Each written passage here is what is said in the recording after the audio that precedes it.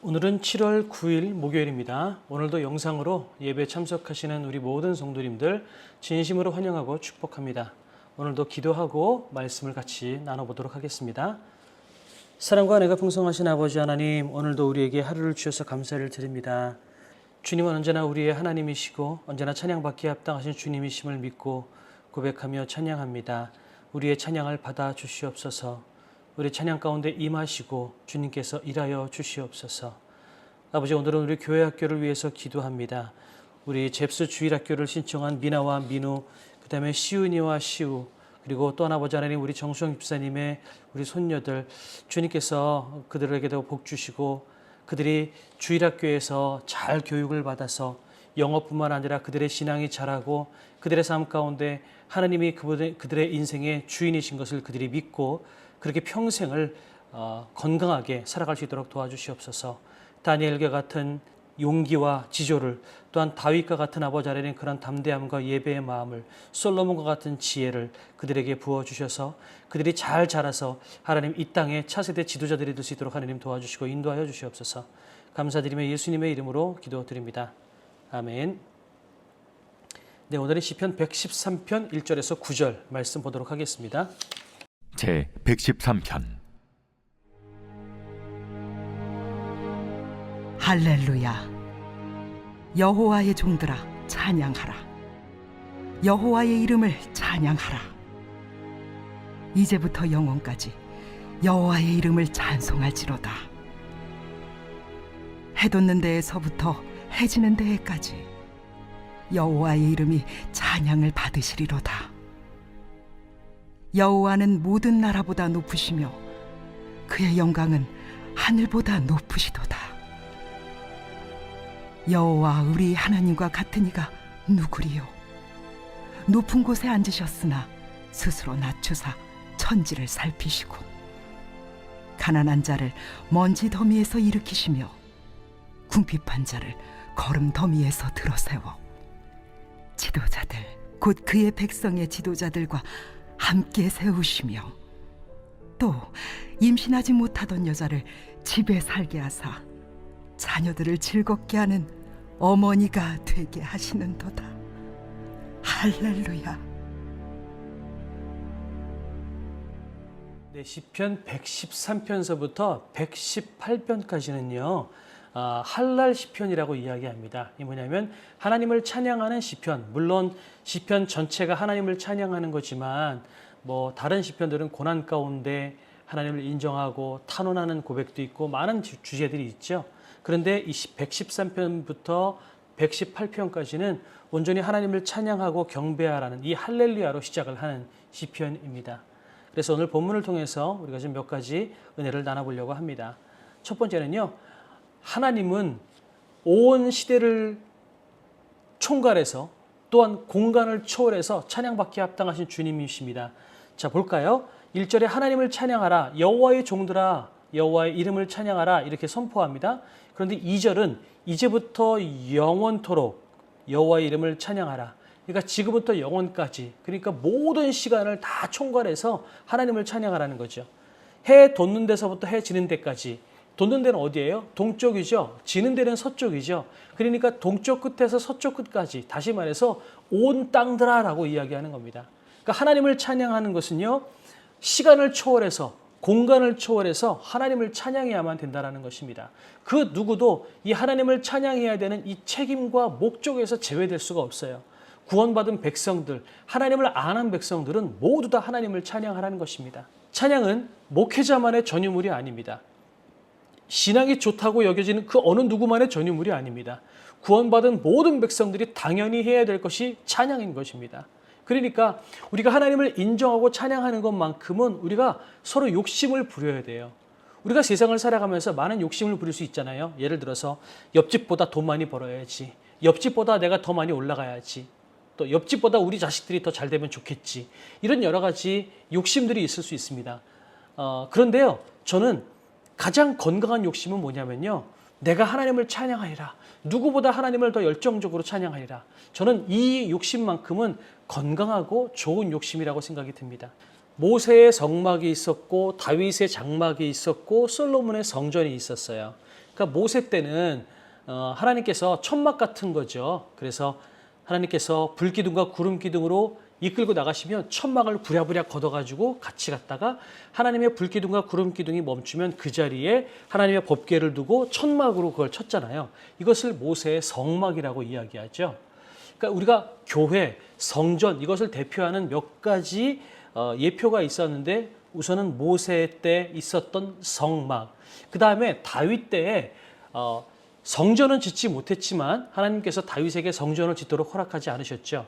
그래서 다윗이 성전을 짓지는 못했지만 그러나 성전에 준하는 장막을 만들어서 거기다가 하나님의 법궤를 모셔놓고 있었습니다. 그리고 난 다음에 솔로몬 때는 성전을 제대로 지었죠. 오랜 시간 동안 성전을 지었습니다. 그래서 백향목으로 그 다음에 금박이 칠해진 휘황찬란한 웅장하고 의리의리한 성전을 지었습니다. 그런데요, 나중에 이스라엘이 망하고 하나님께서 내가 내 나라를 회복시키겠다라고 말씀하실 때 솔로몬의 성전과 다윗의 장막과 모세의 성막 중에 하나님께서 굳이 뭐라고 말씀하시냐면 내가 다윗의 장막을 회복하겠다라고 말씀하세요. 그럼 왜 하나님께서 그 다윗의 장막을 기뻐하셨을까? 오히려 솔로몬의 성전이 더 많은 노력과 재정과 더 많은 시간들이 투자가 되었거든요. 그리고 더 많이 제의적인 행사들이 행해진 곳이 솔로몬의 성전입니다. 그런데 왜 하나님은 내가 다윗의 장막을 회복하리라 라고 말씀하셨을까요? 그 다윗의 장막은요, 다윗은 하나님을 예배하고 하나님을 찬양하는 걸 너무 좋아했어요. 그래서 24시간 하나님을 찬양하는 찬양대를 세워놨고요. 하나님을 예배하고 찬양하는 것을 최고의 가치로 여겼어요. 실제로 다윗도 밤이고 낮이고 잠이 오지 않으면 그 장막으로 들어가서 하나님 앞에 기도하고 또 시편으로 하나님을 노래하기도 했습니다. 뭐냐면 수시로 하나님을 만나고요.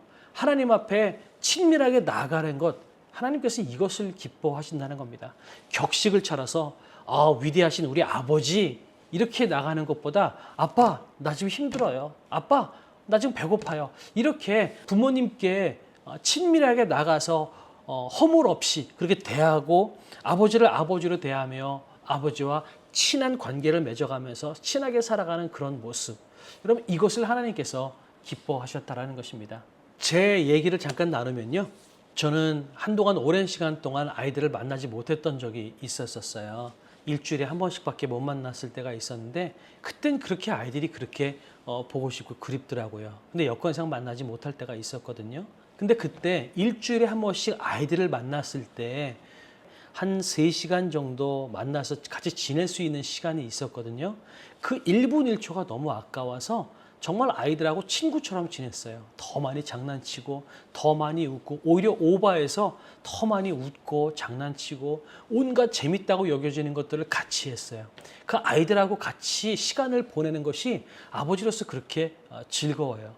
지금 아시겠지만 지금 제가 휴가 기간이잖아요. 지금도 제가 둘째 아이하고 같이 휴가 기간을 보내고 있는데 시간만 나면 두 아이들하고 같이 시간을 보내는 것이 저에게 지금 제 시간 가운데 가장 행복한 시간이 아닌가라는 생각이 들어요. 그래서 최근 몇 년 동안 휴가 기간만 되면 두 아이들의 여행 비용을 다 대가면서까지라도 제가 이 두 아이들하고 같이 셋이서 같이 여행 다니는 게 그것이 저에게 그렇게 좋아요. 우리 큰아이가 7월 마지막 주에 이제 군대 입대를 합니다. 군대가 입대하기 전에 아이들하고 같이 마지막으로 한 번 더 여행을 같이 하고 싶어서 휴가를 좀 앞당겨서 보낸 거고요. 근데 이제 큰아이는 군대 입대하기 전에 몸을 조심해야 될 것 같다고 그래서 못 가서 부득이하게 이번에는 둘째 아이하고만 같이 여행을 다니고 있거든요. 제가 말씀드리고 싶은 건 뭐냐면요. 아버지는요. 자식들하고 같이 놀고 즐겁게 지내는 걸 좋아해요. 하나님이 그러신 것 같아요. 그래서 하나님께서 솔로몬의 성전이 아니라 다윗의 장막을 그리워하셨거든요. 그러니까 누구든지 구원받은 백성은 하나님을 찬양할 책임이 있고요. 하나님께서 그 찬양을 기다리고 계세요. 그래서 시간을 초월해서 장소를 초월해서 하나님을 찬양해라 라는 것이 첫 번째 이야기라면 두 번째 단락에는요. 4절서부터면 왜 하나님을 찬양해야 되는지 거기에 대한 이야기가 나옵니다. 하나님은요. 여호와는 모든 나라보다 높으시며 그 영광은 하늘보다 높으시대요. 그런데 그 하나님보다 높으신 이가 누가 있느냐? 여호와 우리 하나님과 같은 이가 누구리요? 높은 곳에 앉으셨으나 스스로 낮추사 천지를 살피시고 가난한 자를 먼지 더미에서 일으키시며 궁핍한 자를 거름 더미에서 들어세워.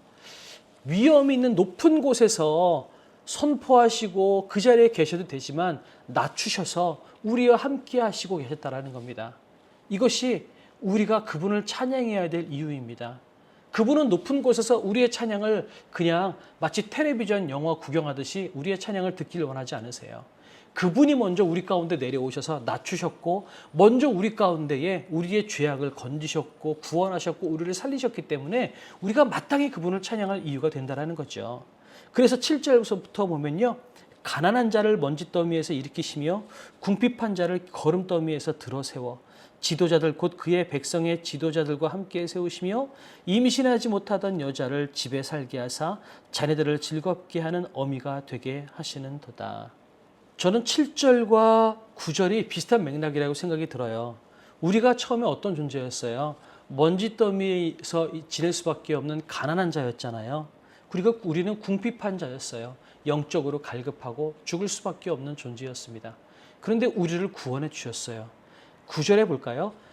그 당시에 여자가 우리나라도 우리 옛날에 칠거지약이라는 게 있었죠. 여자의 그 악한 것, 그 중에 하나가 임신하지 못하는 것, 자식을 낳지 못하는 것이 있었잖아요. 오늘도 여기도 보세요. 임신하지 못한 여자가 임신해서 대를 잇지 못하면 여자 대우를 받지 못하는 거예요. 쫓겨나도 할 말이 없는, 이혼당해도 할 말이 없는 그런 상황 가운데 있어요. 그러니 아기를 낳지 못하는 그 엄마가 얼마나 의기소침하고 얼마나 두렵겠어요. 근데 본문 보니까요. 임신하지 못하던 여자를 집에 살게 하사 안 쫓겨난대요. 하나님께서 그렇게 해주신다는 거죠. 아무런 자격도 없고 자기 역할도 못하고 있음에도 불구하고 모든 사람이 손가락질할 수밖에 없는 그런 사람임에도 불구하고 하나님께서 그를 회복시켜 주셔서 집에 살게 해주신대요. 그리고 자녀들을 즐겁게 하는 어머니가 되게 한대요. 어머니가 자녀들을 즐겁게 하려면 먼저 뭐가 돼야 돼요? 어머니가 즐거워야 돼요. 어머니가 즐겁고 어머니가 능력이 있고 어머니가 자격이 되니까 자녀들을 즐겁게 하는 거죠. 그러니까 하나님께서 그 어머니를 회복시켜 준다고 말씀하세요. 그러니까 하나님께서 우리를 회복시켜 주신대요. 아무런 자격 없는 우리를 회복시켜 주신대요. 그러니까 우리는 마땅히 그분을 찬양해야 되는 거죠. 마땅히 그분 앞에 나가야만 되는 거죠. 그래서 오늘 본문을 통해서 우리가 깨닫게 될 건 뭘까요? 적용할 건 뭘까요? 우리는 마땅히 하나님을 찬양해야 될 책임이 있고요. 우리에게 찬양을 요구하시는 것 이전에 하나님은 우리에게 다가오셔서 우리를 살리셨어요. 여러분, 우리가 지나가다가 가수 임영웅 씨를 만났다고 생각을 해보세요. 아마 자지러질걸요? 난리가 나지 않겠어요? 여러분, 그런 사람을 만나도 눈물을 흘리고 막 온몸에 경련을 일으키고 박수를 치고 환호하는데 우리를 살리신 그분을 만나면 우리가 왜 찬양하지 않겠어요? 왜 우리가 그분을 기뻐하지 않겠어요? 그러니까 우리가 그분을 찬양하고 높이는 건 마땅히 해야 되는 것입니다. 그럼 거꾸로 한번 질문해 볼까요? 왜 우리가 임영웅 씨를 대하는 것보다 하나님을 대하는 것이 우리에게 감동이 덜할까요? 혹시 우리가 그 구원의 감격을 모르고 있는 것은 아닐까요?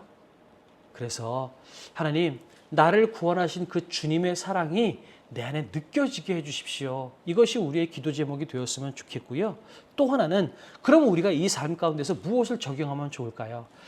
동에서부터 서까지 지금부터 영원까지 여호와의 이름을 호흡 있는 모든 자들은 주님을 찬양하라고 했다면 오늘은 다른 날보다 더 여호와의 이름을 기뻐하고 찬양하는 것을 시도해보면 어떨까라는 생각이 듭니다.